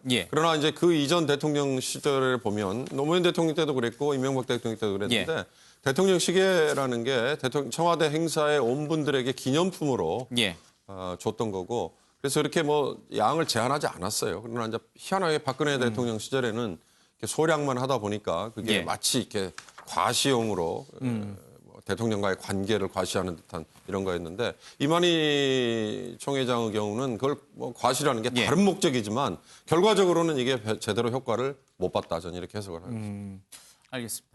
이만희 총회장이 유공자예요? 김태일 기자? 국가 유공자인가요? 그런 주장이 있던데요? 그렇습니다. 이만희 총회장이 이제 6.25 전쟁 참전 그 때문에 유공자다 이런 논란이 있었는데 근데 보훈처에서도 일단은 본인 개인정보를 가르쳐 줄 수 없지만 어쨌든 찾아보니까 유공자로 등록돼 있는 건 맞다. 뭐 이런 얘기를 하더라고요. 그러니까 정확히 확인해 줄 수는 없지만은 유공자가 맞다라는 입장이 조금 있는 거군요. 그렇습니다. 그래서 지금 이제 그 얘기가 이제 퍼지니까 지금 국민청원 게시판에도 이만희 총회장에 대한 유공자 지위를 박탈해야 된다 이런 청원까지 지금 올라오면서 이게 이 부분이 또 하나의 또 다른 논란으로 지금 번지는 모양새입니다. 뭐 유공자냐 아니냐가 뭐 그렇게 중요한 문제는 아니에요. 지금 코로나19와는 아무 관계가 없어요. 시계도 아무 관계가 없고요. 그럼에도 불구하고 사람들이 너무 많이 관심을 갖고 있으니까 저희가 좀 풀어봤습니다. 그런데 실제로 이 이만희 총회장 박근혜 시계 얘기도 나왔습니다만 자꾸 이게 정치권에 뭔가 줄을 대려고 하는 또는 포섭하려고 하는 이런 얘기가 자꾸 나오는데 실제로 그런 정황이 좀 있는 건가요? 아니면 사람들이 또 카더라로 그냥 얘기하는 건가요? 어제 저희가 전해드렸지만 이낙연 전 총리와 만남을 계속 지속적으로 이어가려고 했던 만나서 직접 무엇인가 연을 대려고 했던 상황들은 당시 비서실장을 통해서 실제로 드러났잖아요. 문자 메시지도 공개를 했고요. 그리고 전국 신천지 피해자 연대에서도 이만희 총회장을 고발하면서 이 신천지가 정치권 로비를 위해서 30억 원 이상을 살포했다는 제보가 있다. 라면서 고발장 내용에 그 사항을 포함시키기도 했거든요. 그리고 어제는 좀 새로운 문서가 좀 공개되기도 했는데요. 이 신천지 예전에 그 교육장까지 맡았다고 하는 굉장히 고위층까지 갔었다고 하는 사람이 지금은 탈퇴를 했고요. 공개한 이 자필 문서인데요. 이만희 총회장의 자필 문서입니다. 지금 화면에 나오네요. 네, 그렇습니다. 이 내용이 뭐냐면요. 당시에 이게 시점은 공개가 돼 있지 않아요. 그런데 이제 글씨 필체로 봤을 때 이만희 총회장이 직접 쓴 걸로 추정이 되는데 당시에 여인국 과천시장이 있었는데 이 시장을 공천하지 말아달라. 이번 지방선거에서는 공천하지 말아달라면서 이제 미래통합당, 그 당시에는 아마 한나라당이었을 걸로 추정되는데 한나라당에다가 보냈던 탄원서 같은 내용이 공개가 된 겁니다. 그러면서 우리가 지금 우리 신천지 신도들이 이 선거운동이라든지 이런 데서 굉장히 역할을 하고 있는데 만약에 이번에 또 여인국 시장을 공천한다면 우리가 그 역할을 하지 않고 심지어는 낙선운동까지 하겠다라면서 이제 호소하는 글이에요. 이제 과천이다 보니까 과천에 지금 신천지의 본당이 있는 걸로 알려져 있잖아요. 그 본당에서 뭔가 활동하는 걸 이 여인국 시장이 막아왔다고 생각을 하는 것 같습니다. 이 문서 내용에 보면 이 여인국 시장이 어떤 기독교 교회에 이제 소속돼 있는 사람이라서 자신들을 탄압한다라는 식의 내용이에요. 근데 뭐 그럼에도 불구하고 저게 실제로 전달이 됐는지 안 됐는지는 확인되지 않지만 여인국 시장 같은 경우는 3선을 했거든요. 공천을 받은 거예요. 그러니까 로비가 안 통한 거죠. 그렇죠. 공천받고 3선까지 했거든요. 그러니까 실제로 로비를 시도했을지언정 그게 받아들여지지는 않은 것 같습니다. 모르겠어요. 이 코로나19 확산이 본격적으로 이뤄지던 때에 사실 미래통합당은 문재인 정부, 지금 집권 여당과 정부를 비판하는 데 초점을 맞췄지 신천지가 문제라는 쪽에는 거의 관심을 두지 않았어요. 그래서 왜 그럴까? 이제 그런 여러 가지 이제 해석들이 좀 있었는데 일각에서는 바로 이제 이런 연계고리를 통해 가지고 그래서 그러면 신천지 비판을 미래통합당에서 주저했던 것인가? 이런 이제 얘기하시는 분들이 있는데 뭐 면면을 다 뜯어보면 미래통합당과 신천지가 연관돼 있다는 것은 아직까지는 그렇게 확실한 증거는 나온 것 같지는 않아요. 그렇습니다. 굉장히 신중하게 얘기해야 될 대목인데요. 박근혜 대통령 시절에 더군다나 박근혜 대통령이 대통령 당선되기 전에 그 이전에 새누리당으로 이름을 바꿨던 그 시절에 새누리당이라는 이름을 박근혜 대통령 본인이 직접 가져왔다 이런 얘기들이 한때 돌았죠. 광고 카피 전문가인 모 씨가 했다 뭐 이런 얘기도 있었고 그다음에 당시에 비대위원을 했던 이준석 지금 한국 미래통합당의 어떤 직책인지 최고위원입니까? 이준석 씨의 얘기에 하면 본인이 비대위원으로 활동을 했지만 공식적인 논의기구에서 나온 것이다 이렇게 말했어요. 그러나 끊임없이 그런 의혹이 제기가 됐고요. 박근혜 전 대통령이 최순실 씨와의 최서원 씨와의 관계가 다뤄질 때 이 신천지라는 사교 집단과의 관계에 대해서도 의혹이 제기되는 그런 게 있었죠. 그런 것들이 지금 싸잡혀서 지금 미래통합당의 전신, 한국당 그 전신 새누리당에서 이 신천지에 공격을 세게 못하는 거다. 이렇게 이제 정치적으로 공세를 하는데 이건 명확한 증거가 없이는 쉽게 할 수 없는 얘기예요. 그런 점에서 지금 심재철 원내대표도 반격을 세게 했고요. 그다음에 아까 말씀드렸지만 검찰에 정식으로 고발장까지 제출을 해놓은 상황입니다. 그런데 또 오늘 보니까 또 여당인 민주당 내에서는 이인영 원내대표가 이제 이런 관계에 대해서 야당과 이 신천지와의 관계에 대해서 조금 더 명확하게 밝혀져야 한다 이렇게 좀 압박을 가는 모양새가 있는 것 같습니다. 자, 어제 기자회견장이 굉장히 좀 시끄러웠는데 어떤 여성의 목소리가 기자회견 내내 들렸습니다. 그런데 이 여성은 나름의 그 사연이 좀 있었다고 합니다. 먼저 듣고 와서요. 도대체 왜 이 여성은 기자회견을 이렇게 시끄럽게 떠들면서 방해했는지 이유를 좀 분석해 보겠습니다. 우리 딸이 사이비 신천지에 빠져서 가출을 한 지 5년 되었습니다. 지금 어디에 사는지 모릅니다. 전화번호도 바꿔서 연락도 안 됩니다. 가출시킨 우리 자녀들 각각으로 돌려보내요. 신천지 구주 이만희를 구속하고 수사하라. 거짓말입니다. 숨겨 살겠구나. 네, 이분들의 목소리가 기자회견 내내 들리면서 사실 굉장히 저희들 방송 중계하면서도 어려움이 좀 많았습니다. 최은미 기자, 근데 이제 직접 만나서 왜 이렇게 그럼 시끄럽게 기자회견을 방해했느냐 들어보니까 자식들이, 그러니까 젊은 딸, 아들, 자식들이 전부 신천지 교인이 되면서 집을 가출하고 연락도 끊기는 일이 있었다는 거예요. 실질적으로 신천지 교인들 가운데 특히 대구 경북 지역에는 20대의 이 신천지 교인들이 엄청 많다면서요, 통계적으로. 네, 그렇습니다. 이 대구 경북뿐만 아니라 우리나라 전체적으로 봤을 때 가장 많은 연령대가 20대고요. 신천지 교인들 연령대로 그렇죠. 보면. 그게 이제 이유를 들여다보니 대구 경북 지역의 환자가 많은데 그중에 상당수가 20대라는 거죠. 왜 이렇게 20대가 많느냐. 이제 내용을 좀 들여다보니까 지금 이제 마이크에 대고 이제 이야기를 크게 했던 저 어머니 있잖아요. 저 어머니의 사연만 좀 전해드리면 딸이 신천지에 빠져서 지금 2년째 가족하고 연락을 끊고 있다고 합니다. 그러니까 이 2013년에 수능을 봤대요. 수능을 보고 나서 이제 뭐 잠실에서 아르바이트를 했는데 그 아르바이트하는 과정에서 신천지에 전도가 된 거죠. 그러니까 누군가 뭐 친한 언니라는 사람을 한 명 만나더니 그 사람과 성경 공부를 하기 시작하고 그러는 과정에서 신천지에 딸은 빠지게 되고 그러다가 3년 전부터는 아예 전화번호도 바꾸고 집을 나가서 이제 부모와 연락을 아예 끊은 채로 살고 있다는 겁니다. 그러니까 3년째 자식이 어떻게 살고 있는지도 모르는 엄마가 이제 얼마나 답답하면 이만희 총회장이 나온다고 하니까 이제 달려간 거예요. 달려가서 저렇게라도 자신의 목소리를 전하고 자신이 저렇게 뉴스에 나오면 딸이 보지 않을까 혹시라도 이제 그런 마음으로 저렇게 마이크를 들고 크게 이야기를 하는 건데 보시면 아시겠지만 저런 어머니들이 이제 어제 오신 것만 한두 분이 아닙니다. 그러니까 실제로 이제 저런 방식으로 이제 20대 이제 젊은 친구들을 전도해서 그 친구들이 실제로는 세상과 단절된 채로 신천지에만 올인하게 하는 방식으로 지금 이제 운영이 되고 있다라는 게 이제 가장 큰 문제인데요. 이제 이야기를 들어보니까 이 심리적으로 좀 불안한 심리, 젊은 층의 불안한 심리를 자극한다고 합니다. 그래서 환자 만들기 전략이다라는 뭐 이런 말도 나오던데요. 이제 진로가 걱정인 친구한테는 진로 상담을 해주고 뭔가 가족과 문제가 있으면 가족 문제를 상담해주는 방식으로 접근을 하고 이제 그 과정에서 신천지에 빠져들게 되면 정말 열심히 일하는 거예요. 그러니까는 30대나 40대나 50대는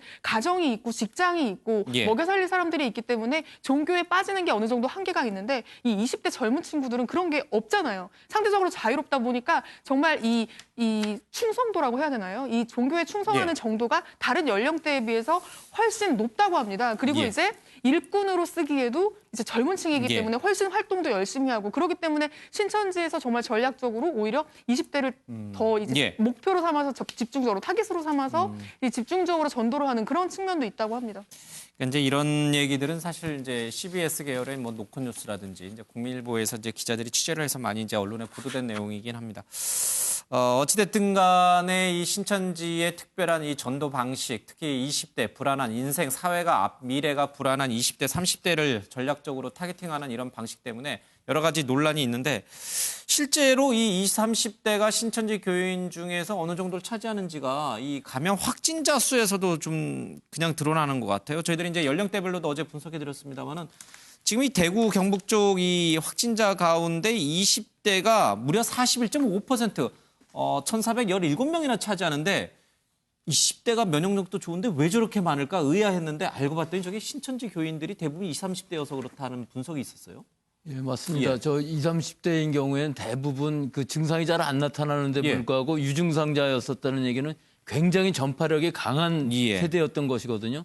근데 하여튼 이 질본에서 지금 이 부분을 공격적으로 해서 찾아냈다는 얘기는 실제로 지역사회에 전파하는 것을 그만큼 빨리 막을 수 있었다는 얘기가 또 되기 때문에 상당히 의미 있는 부분이었고요.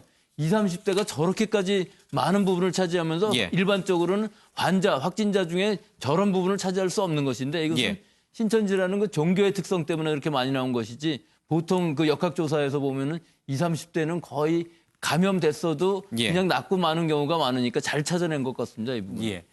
특히 이제 앞서 얘기했습니다만은 경산 지역에 있는 이 신천지 20대 교인의 경우에는 확진 판정을 받고서도 집 밖으로 나가서 여기저기를 돌아다녔거든요. 그러니까 20대들은 막 집에만 있을 수 없어요. 사실은 넘치는 이 뭐랄까요 젊음 때문에. 그러니까 이게 중요한 문제가 지금 그렇습니다. 이 20대, 30대들이 자기가 걸린 것 자체도 모르고 또 약간의 증상이 있더라도 사회 활동을 많이 하기 때문에 많이 전파시키고 또 특히 부모님이나 이런 고령층에 감염을 시키게 되면 이분들은 빠른 속도로 악화될 수가 있기 때문에 굉장히 지금 이 바이러스가 무서운 부분이죠. 걸어다니는 감염자들이 잠재적인 감염자들 또는 자기가 증상이 나타나지 않는 감염자들이 너무나 많이 걸어다니고 있다는 것이 실제 문제인데 지금 이 코로나를 잡기 위해서 대구 경북에서 이 20, 30대를 잘 체크만 하면은 잘 잡기만 하면은 실제로 우리가 청정국가로 갈 수 있는 길이 있을 수도 있다고 생각을 합니다. 알겠습니다. 앞서 이제 문재인 대통령이 국군 간호사관학교를 이제 대통령으로서 처음 방문했던 모습 저희들이 화면을 잠깐 보여드렸었는데 최은미 기자. 사실 정부가 모든 인적 자원, 물적 자원을 총동원하다시피 해서 코로나19 확산을 막는 데 노력하고 있잖아요. 군도 사실은 굉장히 중요한 자원이에요. 네, 그렇습니다. 지금 이 국군 간호사관학교인데요. 대전에 있는 어제 문 대통령이 직접 방문을 했고요. 방문한 이유는 이제 오늘 임관식이 있었는데 이 임관식을 마치고 나면 이 임관 자체도 좀 당긴 거랍니다. 일정을. 좀 빨리 임관을 시켜서 바로 오늘 다 대구 코로나 방역 현장으로 이 간호장교들이 가게 된다고 합니다. 그래서 곧바로 현장에 내려간다고 들었는데 정말 자랑스럽고 대견하다. 또 한편으로는 사회에 첫 발을 내디는데 힘든 일부터 시키는 것 같아서 마음이 안 좋다라면서 이제 직접 찾아가서 대구 현장에 파견될 간호장교들을 위로하는 이제 시간을 가진 건데요. 대통령이 직접 이 간호사관학교에 방문한 건 이번이 역대 대통령 통틀어서 처음이라고 합니다. 그러니까요. 인간하자마자 사실은 굉장히 어려운 환경으로 이제 투입이 되는 것인데 또 군인이니까요. 좀 잘해내라고 봅니다. 의사뿐만 아니라 이제 간호 인력도 굉장히 부족하다고 대구 경북 쪽에서는 계속 그 얘기가 나오고 있죠. 간호 인력이 더 부족하다고 그럽니다. 의사들은 그나마 어느 정도 커버가 되는데 안철수 전 대표도 지금 거기 계시고. 예, 그렇습니다. 예, 말씀 계속하세요. 제가 좀 끊었습니다. 예. 간호 인력이 굉장히 부족하다는 거죠. 예. 예, 이 간호 인력이라는 부분이 대부분 그 병원에 종사하시는 분들도 많이 있지만 사실은 집에 있어도 나오기가 어려운 상황입니다. 자기 아이들도 있고 그렇기 때문에 면허가 있는 간호사들은 굉장히 많지만 실제로는 지원하기가 굉장히 어려운 인력들이거든요. 그렇기 때문에 간호 인력 또 간호조무사들이 많이 지원하셔서 지금 저 숫자만 갖고서는 70명 정도 된다고 그러는데 이 간호장교들이 이분들은 다 간호사이지만 실제로는 간호조무사 혹은 간호에만 또 열중할 수 있는 여러 인력들이 많이 필요하기 때문에 예를 들어서 간병인 같은 부분도 많이 필요하거든요. 그러니까 모든 사람들이 다 지원해서 잘 마무리됐으면 좋겠습니다. 어제 대통령이 이제 저 자리 갔다가 국군 대전병원을 갔는데 이 보고를 받는 자리에서 국군 의무사령관이 좀 의미심장한 얘기를 한 것 같았어요. 지금 이제 이 코로나19 진단 키트를 활용해서 검사를 하게 되면 이제 6시간 정도 걸리잖아요. 이것도 굉장히 이제 빠른 시간인데 20분 안에 이 결과를 알 수 있는 그런 어떤 키트를 지금 개발 중에 있다. 그래서 이거를 빨리 이제 임상을 통해 가지고 확인이 되면 현장에 투입할 수도 있겠다. 이런 얘기를 했는데 가능한가요? 예, 저거는 실제로는 아주 쉽게 만들 수 있는 방법입니다. 실제로 중국에서 많은 항원 항체들을 만들어서 좀 비싸게 팔고 있고요. 그것들을 수입해서 만든다면은 신속 진단 키트라고 그래서 우리가 그 예를 들어 임신 진단 키트라든지 뭐 여러 가지 로타 바이러스라든지 다양한 부분에서 지금 실제로 응용되고 있는 것이거든요. 우리나라 진단 회사들도 많이 개발해 갖고 있고요. 한 가지 단점은 좀 그 정확도가 떨어진다. 85에서 한 95% 정도만 되면은 충분히 사용할 수 있는 것이 우리가 임신 진단 키트도 사실 100%가 아니거든요. 거기서 두 줄 나왔다고 그래서 바로 난 임신이라고 생각하지 않고 일단 병원에 가서 하죠. 이것도 마찬가지인 것이 일단 빨리 알고 양성이라 하면은 그때 선별검사소 가갖고 유전자 진단을 받으면 되는 것이거든요. 또 하나 있습니다. 우리가 가지고 있는 항체를 검사할 수 있는 방법이 있는데 그것은 이제 IgM이라고 그래서 바이러스가 내 몸에 들어오면은 IgM이 먼저 나오거든요. 그걸 검사할 수 있어요. 또 어느 정도 치료가 그러면 완치가 돼서 완전히 항체가 생기게 되면 IgG가 나와요. 근데 이 두 개가 다 안 나오면 나는 아직 감염되지 않은 상태고 또 혹시 증상이 있더라도 하나도 안 나오면 이 코로나가 아니라고는 얘기할 수 있거든요.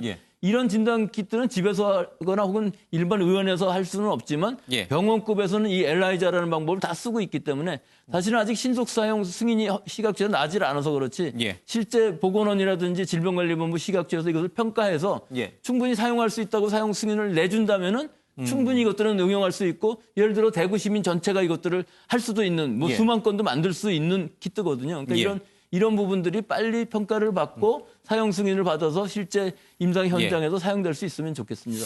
그러니까요. 2주 내지는 이제 3주 정도 유용성 테스트를 한 다음에 실제로 이제 투입할 수 있는지를 이제 확인하고 한다니까 조금 더 획기적인 방법이 좀 나올 것 같습니다. 트럼프 대통령은 또 미국 내에서 사망자가 나오니까 빨리 백신 개발을 서둘러라라고 이제 각 기업 연구소에다가 요청을 했다고 합니다. 그러니까 뭔가 좀 코로나19도 극복의 길이 좀 보이는 게 아닌가 싶습니다.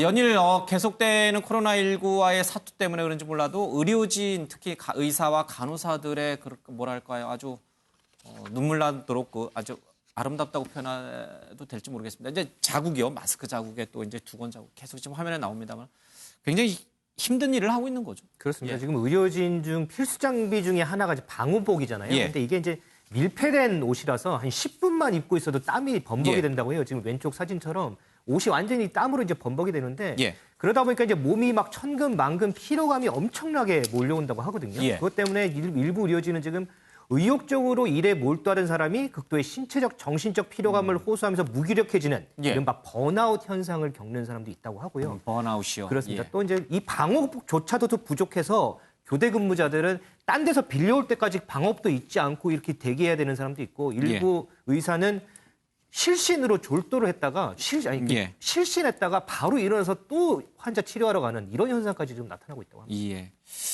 뭐 안철수 대표도 사실 이제 내려가서 이제 자원봉사 활동하고 있는데 이렇게 땀에 흠뻑 젖은 수술복 같은 거 보면서 많은 국민들이 잘하고 있다 이렇게 칭찬도 하고 그렇죠? 그렇습니다. 우리 의사들에게 또 간호 인력에게 참 무한한 감사와 또 애정 어린 격려를 좀 보내야 될 것 같습니다. 이럴수록 사실은 그러니까 저분들의 어떤 명예를 욕되지 않게 하는 게 굉장히 중요하거든요. 근데 이제 일부에서는 또 그렇지 않고 자꾸 이렇게 정치적으로 접근하는 분들이 좀 있어요. 특히 이제 언론이 그래서는 더더욱 안 되는데 포항의료원에 있는 간호사들이 집단 사표를 냈다 이런 식으로 해서 이제 방역에 비상이 걸렸다 이렇게 조선일보에서 보도를 했는데 사실 알고 보니 그게 아니었잖아요, 그렇죠? 그러니까 일 단면을 마치 일반화할 수 있는 전체의 모습인 양 전해버리면 거기서 생기는 혼선이 크고요. 당사자들은 그게 굉장히 불명예와 모욕으로 다가올 수 있죠. 그러니까 이번 보도도 만약에 그런 측면이 있다면 당사자들이 볼 때는 정말 일부분 단면인데 우리가 아까 언급했듯이 20대 확진자 한 사람이 확진 판정 이후에도 돌아다녔다. 이걸 마치 20대 확진자들은 모두 다 돌아다니는 행태를 보이는 것 같이 보도한 거하고 유사하게 뭐 이런 식으로 간다면 이 지금 몸을 던져서 지금 방역 일선에서 뛰고 있는 간호사들, 의사들에게 얼마나 큰 모욕이 얼마나 큰 불명예겠습니까?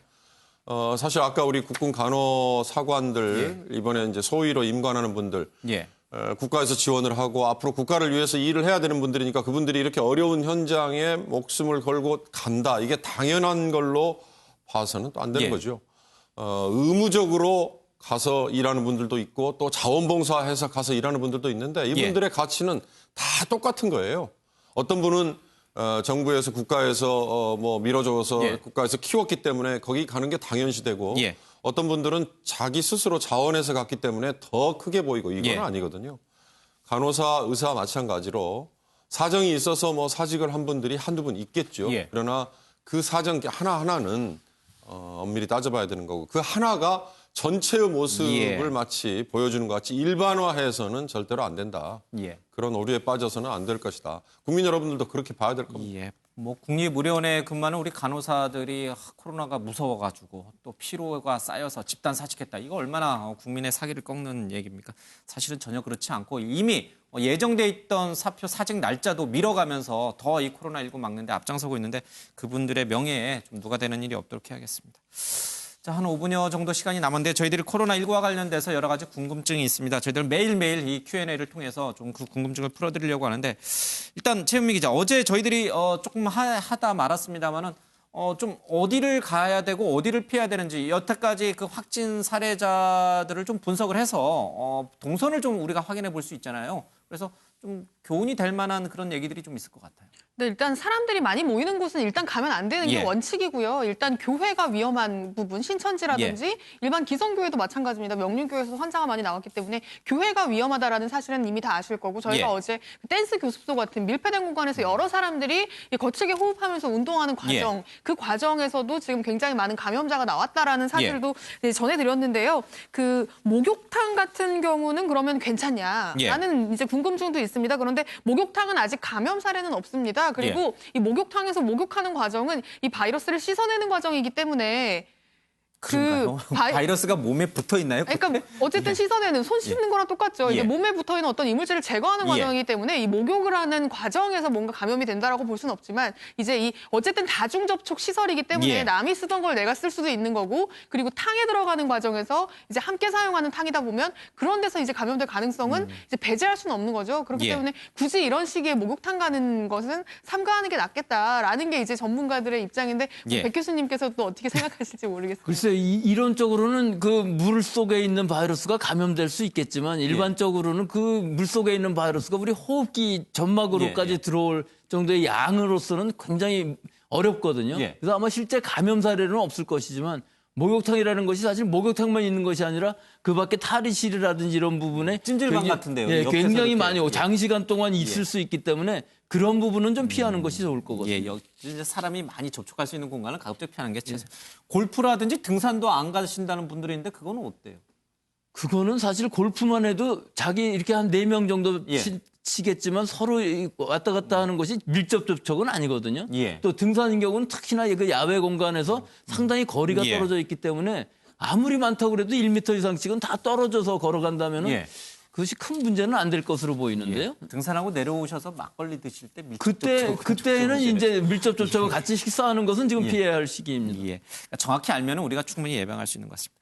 특히 이제 마스크와 관련해서 이제 지금 이제 조금 이제 대란 얘기도 했습니다만은 이 마스크도 좀 착용하는 방법이 있는 것 같아요. 매일매일 갈아야 될 것인지 아니면은 뭐 이틀에 한 번씩 갈고 썼던 것은 햇볕에 말리면 괜찮다. 이렇게 또 주장하시는 분들도 있고. 그래서 제일 먼저 쓰고 벗는 방법의 문제이겠죠.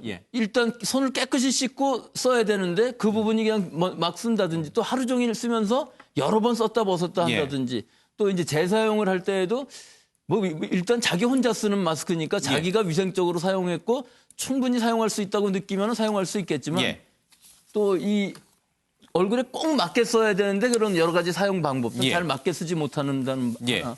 또 하나는 이 마스크의 사실은 용도는 내 얼굴에 내 손을 잘 안 갖다 대야 되는데 자꾸 쓰면서 이렇게 내리고 안에다가 넣고 하는 이런 부분들.